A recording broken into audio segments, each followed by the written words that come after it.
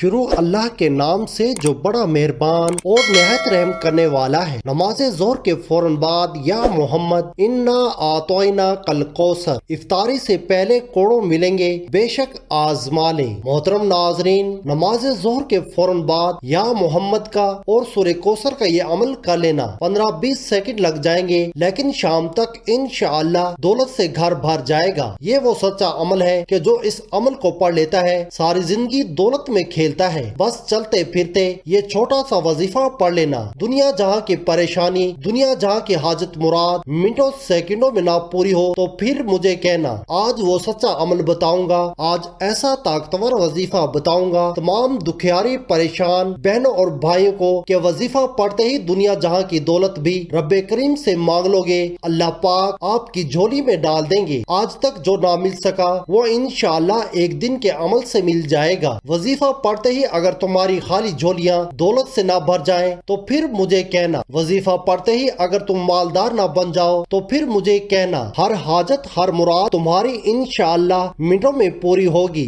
دنیا جہاں کی پریشانیاں، تکلیفیں اگر وظائف پڑھ کے میرے بھائیوں میری بہنوں تھک چکے ہو، اعمال کر کے تھک چکے ہو، اس عمل کو پڑھ لینا، ساری پریشانیاں دور ہوں گی، تنگ دستیاں دور ہوں گی، اور جو کوئی ایسا شخص کہ جس پر لاکھوں کروڑوں کا قرضہ ہو وہ 15-20 سیکنڈ نکالے اور میرا بتایا ہوا یہ عمل کر لے۔ جس طریقے سے بتاؤں اسی طریقے سے پڑھ لینا۔ دولت رکھنے کی جگہ کم پڑ جائے گی لیکن دولت آنا بند نہ ہوگی۔ یہ وظیفہ منٹوں میں، سیکنڈوں میں حالات بدل دیتا ہے۔ رزق کے دروازوں کو کھول کر پڑھنے والے کے اوپر دولت کی ایسی بارش برساتا ہے کہ وہ خود حیران رہ جائے۔ یہ وہ سچا عمل ہے کہ آج تک جس نے بھی پڑھا اس کی زندگی بدل گئی۔ آج تک یہ وظیفہ جس نے بھی پڑھا اس نے کبھی یہ شکوہ نہیں کیا کہ جناب میری حاجتیں مرادیں پوری نہ ہو سکیں۔ جو پڑھتا ہے اللہ پاک کے حکم سے منٹوں سیکنڈوں میں مالا مال ہو جاتا ہے۔ ناظرین، انسان کی اس وقت سب سے جو بڑی پریشانی ہے وہ پیسہ نہ ہونا ہے، دولت نہ ہونا ہے، غریبی، اور یہ عمل پیسوں کی جب بارش کر دے، دولت کا طوفان کھڑا کر دے تو کہاں گئی پریشانی؟ بیماری کیوں لگی ہے؟ پیسہ نہ ہونے کی وجہ سے، پریشانیوں کی وجہ سے، تنگ دستی میں، مالی پریشانی میں بندہ ذہنی مریض بن جاتا ہے۔ لیکن اس وظیفے سے آپ کی تمام پریشانیاں ختم ہو جائیں گی۔ یہ وہ عمل ہے کہ اس عمل کو پڑھنے کے بعد بندہ اگر جو نہ بھی مانگ سکے یا مانگنا بھول بھی جائے تو بن مانگے ہی اس کو مل جاتا ہے۔ جو انسان کی جائز حاجتیں ہوتی ہیں، ضروریات ہوتی ہیں، فوری طور پر پوری کر دیتا ہے اور ہر پریشانی کو ختم کرتا ہے، ہر بیماری کو یہ عمل ختم کرتا ہے۔ آج اس وظیفے کے بعد جو مانگنا ہو مانگ کر دیکھ لینا۔ میں بڑی بات نہیں کرتا،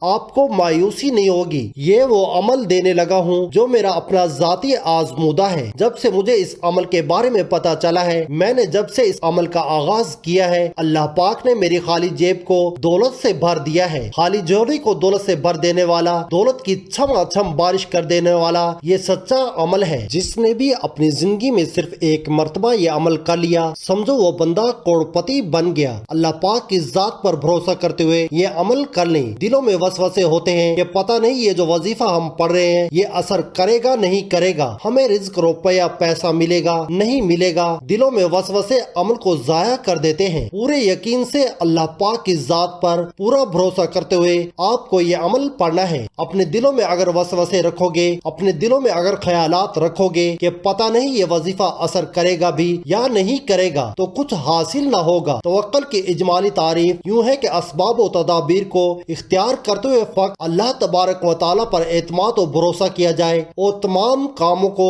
اس کے سپرد کر دیا جائے۔ حضرت سیدنا امام غزالی رحمت اللہ علیہ نے توکل کی تفصیلی تعریف بھی بیان فرمائی ہے، جس کا خلاصہ کچھ یوں ہے: توکل دراصل علم، کیفیت اور عمل، تین چیزوں کے مجموعے کا نام ہے۔ یعنی جب بندہ اس بات کو جان لے کہ فاعل حقیقی صرف اللہ عز و جل ہے، تمام مخلوق، موت و زندگی، تنگ دستی و مالداری، ہر شے کو وہ اکیلا ہی پیدا فرمانے والا ہے، بندوں کے کام سنوارنے پر اسے مکمل علم و قدرت ہے، اس کا لطف و کرم اور رحم تمام بندوں پر اجتماعی اعتبار سے اور ہر بندے پر انفرادی اعتبار سے ہے۔ اس کی قدرت سے بڑھ کر کوئی قدرت نہیں، اس کے علم سے زیادہ کسی کا علم نہیں، اس کا لطف و کرم اور مہربانی بے حساب ہے۔ اس علم کے نتیجے میں بندے پر یقین کی ایسی کیفیت طاری ہوگی کہ وہ ایک اللہ عز و جل ہی پر بھروسہ کرے گا، کسی دوسرے کی جانب متوجہ نہ ہوگا، اپنی طاقت و قوت اور ذات کی جانب توجہ نہ کرے گا، کیونکہ گناہ سے بچنے کی طاقت اور نیکی کرنے کی قوت فقط اللہ عز و جل ہی کی طرف سے ہے، تو اس علم و یقین، اس سے پیدا ہونے والی کیفیت اور اس نتیجے میں حاصل ہونے والے بھروسے کی مجموعی کیفیت کا نام توکل ہے۔ اللہ عز و جل قرآن مجید فرقان حمید میں ارشاد فرماتا ہے، ترجمہ کنز الایمان، اور جو اللہ پر بھروسہ کرے تو وہ اسے کافی ہے۔ دو جہاں کے تاجور سلطان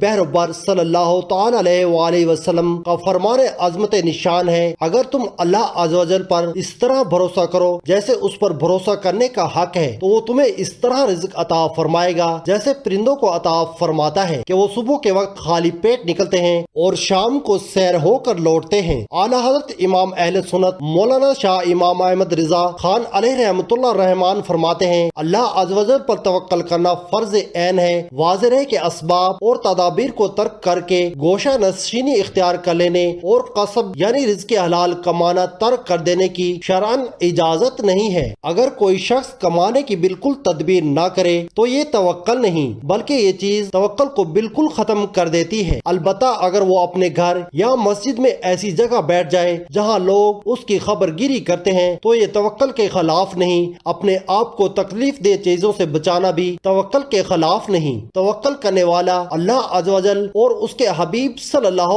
تعالی علیہ وآلہ وسلم کے فرمان پر عمل پیرا ہوتا ہے۔ توکل کرنے والا لوگوں سے بے نیاز ہو جاتا ہے۔ توکل کرنے والے کو اللہ عز و جل غیب سے رزق عطا فرماتا ہے۔ توکل کرنے والا اللہ عز و جل کو پسند ہے۔ توکل کرنے والے کو دنیا اور آخرت کی بے شمار بھلائیاں نصیب ہوتی ہیں۔ توکل کا سب سے بڑا فائدہ یہ ہے کہ اس سے ایمان محفوظ ہو جاتا ہے، کیونکہ شیطان جب کسی کے ایمان پر حملہ آور ہوتا ہے تو سب سے پہلے اس کا اللہ عز و جل پر یقین اور بھروسہ کمزور کر دیتا ہے۔ لہذا اگر آپ اپنے ایمان کی حفاظت کرنا چاہتے ہیں تو اللہ عز و جل پر کامل بھروسہ رکھیے۔ چنانچہ ایک بزرگ رحمت اللہ تعالی علیہ فرماتے ہیں کہ میرے ایک دوست نے مجھ سے ذکر کیا کہ میری ایک نیک آدمی سے ملاقات ہوئی تو میں نے پوچھا کیا حال ہے؟ اس نے جواب دیا، حال تو ان کا ہے جن کا ایمان مضبوط ہے اور وہ صرف متوکلین ہی ہیں جن کا ایمان محفوظ ہے۔ اس طرح بندہ مخلوق سے بے نیاز ہو کر فقط خالق عز و جل ہی پر بھروسہ کرے گا، کیونکہ توکل کی بے شمار برکتوں میں سے ایک یہ بھی ہے کہ بندہ مخلوق کے محتاجی سے بچ جاتا ہے۔ جیسا کہ حضرت سیدنا سلیمان خواص رحمت اللہ تعالی علیہ نے فرمایا، اگر کوئی شخص صدقے نیت سے اللہ سبحانہ و تعالی پر توکل کرے تو عمرہ اور غیر عمرہ سب اس کے محتاج ہو جائیں گے اور وہ کسی کا محتاج نہیں ہوگا، کیونکہ اس کا مالک عز و جل غنی و حمید ہے، اس کی رحمت بہت بڑی ہے، اس سے جو مانگو وہ اپنے فضل سے عطا فرماتا ہے۔ توکل کی یوں دعا مانگیے، اے اللہ عز و جل مجھے اپنے حبیب ہم گناہگاروں کے طبیب صلی اللہ تعالی علیہ وآلہ وسلم کے وسیلہ سے توکل کی دولت عطا فرما، مجھے اپنے سوا کسی کا محتاج نہ کرنا، مجھے ہر معاملے میں بس تیرے ہی ذات پر بھروسہ کرنے کی توفیق عطا فرما، آمین۔ اللہ رب العزت کی ذات پر بھروسہ کرتے ہوئے اس عمل کو پڑھنا شروع کرنا اور سب سے پہلا کام کرنا کہ ایک مرتبہ آپ لوگ سب سے پہلے عمل کو شروع کرنے سے پہلے اعوذ باللہ من الشیطان الرجیم بسم اللہ الرحمن الرحیم پڑھ لینا۔ اس کے بعد سب سے پہلے آپ نے درود پاک پڑھ لینا ہے۔ آپ کوئی سا بھی درود پاک پڑھ سکتے ہیں، درود ابراہیمی پڑھ لیں یا صلی اللہ علیہ وآلہ وسلم پڑھ لیں یا صلی اللہ محمد پڑھ لیں، جو درود پاک آپ کو آسانی سے آتا ہو آپ وہ درود پاک پڑھ لیں۔ ایک مرتبہ میرے ساتھ بھی پڑھ لیں تاکہ ثواب ہو۔ اللہم صلی علی محمد وعلی آل محمد کما صلیت علی ابراہیم وعلی آل ابراہیم انکا حمید مجید۔ اللہم بارک علی محمد وعلی آل محمد کما بارکت علی ابراہیم وعلی آل ابراہیم انکا حمید مجید۔ درود پاک پڑھنے کے بعد پہلا وظیفہ کمال کا وظیفہ ہے، فوراً سے پڑھنا شروع کر دینا بڑا مجرب وظیفہ ہے۔ یہ وظیفہ ہے یا ذوالجلال والاکرام، یہ اللہ پاک کا جلالی نام ہے، یا ذوالجلال والاکرام۔ جب بندہ اس نام سے رب کریم کو پکارتا ہے تو رب کی رحمت جوش میں آ جاتی ہے۔ رب کریم فرشتوں سے کہتے ہیں کہ یہ کون ہے بندہ جو اتنے جلال سے مجھے پکار رہا ہے؟ رب کے فرشتے رب کے حضور آپ کا نام پیش کر دیتے ہیں تو رب کی ذات کہتی ہے، اے فرشتوں میں اس بندے سے بے حد راضی ہوا ہوں، اس کی جھولی میں دنیا جہاں کے خزانے ڈال دو، یہ مانگنا ہے اس کی جھولی میں ڈال دو۔ یہ وظیفہ 7 مرتبہ پڑھ لینا، کمی بیشی نہ کرنا۔ 7 مرتبہ جب پہلا وظیفہ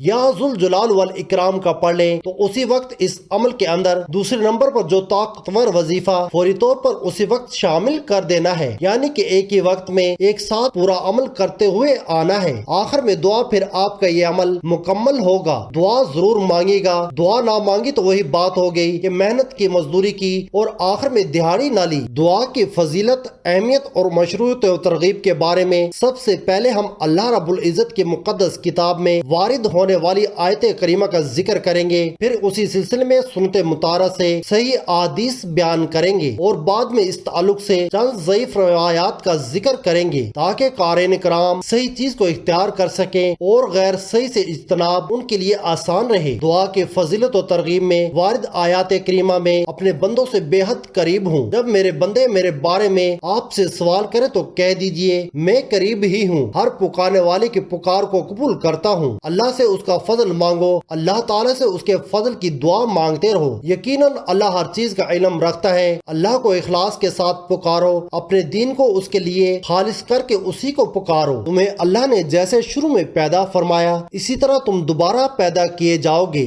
چپکے چپکے اسے دعائیں مانگو اپنے رب سے گڑ گڑاتے ہوئے، اور چپکے چپکے دعا مانگو، بے شک وہ حد سے گزرنے والوں کو پسند نہیں کرتا۔ روزی اللہ ہی سے طلب کرو، بس تم اللہ تعالیٰ ہی سے روزیاں طلب کرو اور اسی کی عبادت کرو اور اسی کی شکر گزاری کرو۔ اللہ ہی سے فریادیں کرو چاہے کافروں کو برا لگے۔ سیدنا نعمان بن بشیر رضی اللہ عنہ سے روایت ہے کہ نبی کریم صلی اللہ علیہ وآلہ وسلم نے فرمایا، جو اللہ سے مانگنا چھوڑ دے اللہ اس پر ناراض ہو جاتا ہے۔ اللہ تعالیٰ کو دعا سے بڑھ کر کوئی چیز محبوب نہیں، اس لیے جب بھی نماز پڑھا کریں، وظیفہ کیا کریں تو دعا لازمی مانگا کریں، کیونکہ دعا مانگنا اللہ تعالیٰ کو بے حد پسند ہے۔ تو دعا لازمی کیا کریں، بھلے چند سیکنڈ کی کر لیں لیکن دعا لازمی کرنی ہے۔ اب جو دوسرے نمبر پر آپ نے جو عمل کرنا ہے وہ بے حد آسان ہے، چھوٹا سا وظیفہ ہے، اتنا آسان وظیفہ ہے کہ بچہ بھی پڑھ لے۔ کوئی بہانہ مت بنانا کہ ہمیں پڑھنا نہیں آیا، جو نہیں پڑھنا جانتے وہ بھی پڑھ سکتے ہیں۔ بالکل